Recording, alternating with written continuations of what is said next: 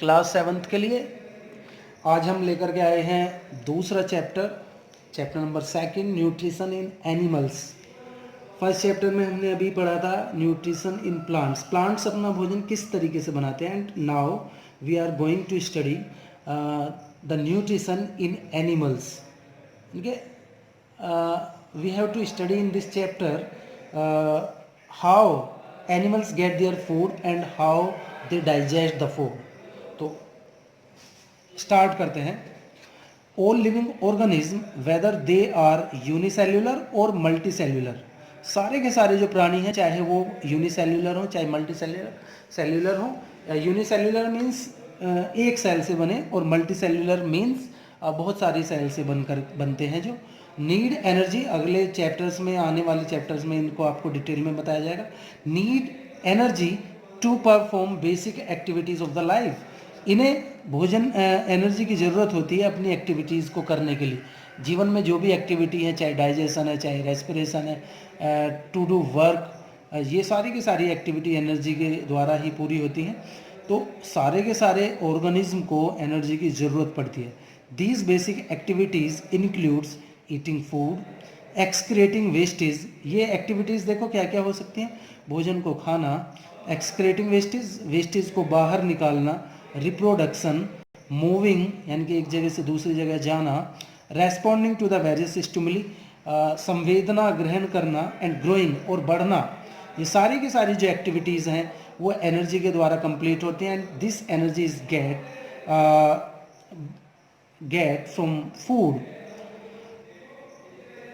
These basic activities perform by living organism. ये जो basic activities हैं ये लिविंग ऑर्गेनिज्म करते हैं, are known as life process.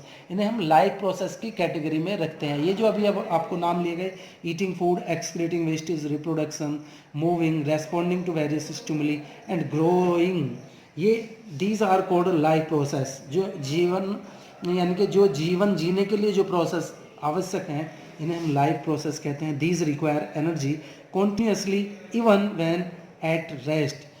लगातार हर प्राणी को एनर्जी की ज़रूरत होती है, चाहे वो रेस्ट में हो, चाहे वो काम करे, चाहे वो बिल्कुल कोई भी काम ना करे, बिल्कुल सोने की अवस्था में भी हो, उसे तब भी एनर्जी की ज़रूरत पड़ती है। Student, right student, this continue supply of energy is obtained from food और न्यूट्रिशन।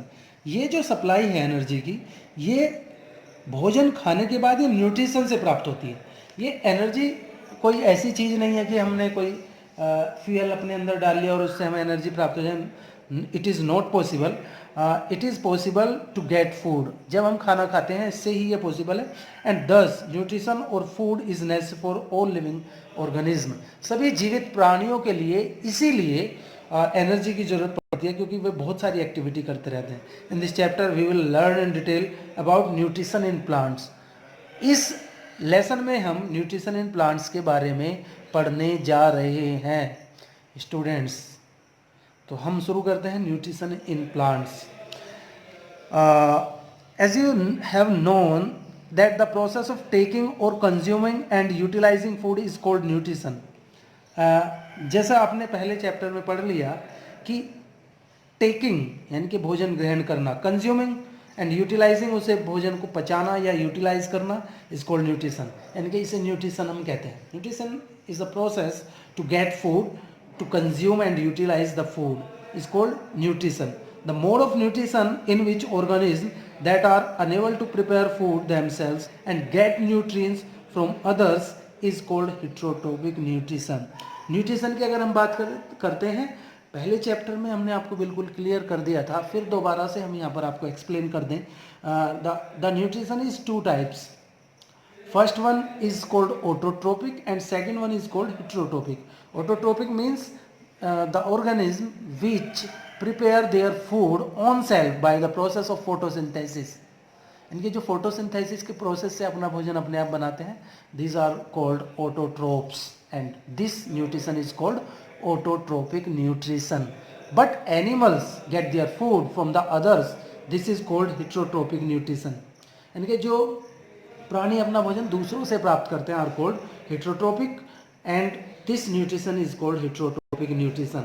और आप जानते हैं कि एनिमल्स अपना भोजन दूसरे जानवरों से या प्लांट से प्राप्त करते हैं, इसलिए जो एनिमल्स के अंदर जो न्यूट्रिशन है वो हेट्रोट्रोपिक न्यूट्रिशन होता है। All animals including human being are unable to prepare their food themselves. सारे के सारे जानवर, चाहे उसमें ह्यूमन बीइंग भी हो, वो सभी अनेबल होते हैं अपना भोजन अपने आप बनाने के लिए। फोटोसिंथेसिस के प्रोसेस से वे अपना भोजन नहीं बना सकते एंड डिपेंड ऑन अदर्स, और वो दूसरों पर भोजन के लिए डिपेंडेंट होते हैं एंड आर नोन एज हेट्रोट्रोप्स। इन्हें हेट्रोट्रोप्स कहते हैं। दस heterotrophic nutrition is found in animals, और एनिमल्स के अंदर हेट्रोट्रोपिक न्यूट्रिशन पाया जाता है। लिविंग ऑर्गेनिज्म और the animals depend for their food may be herbivores, carnivores और ओमनिवोर्स।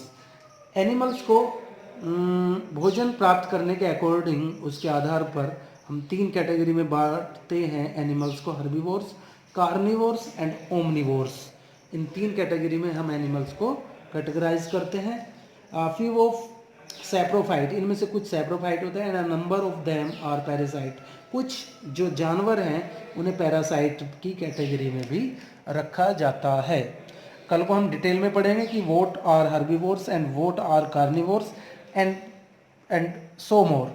तो आप आज जो आपको इंट्रोडक्शन बताया, आप इसे ही ध्यान से देखेंगे कि what is nutrition and how type of nutrition is found in animals.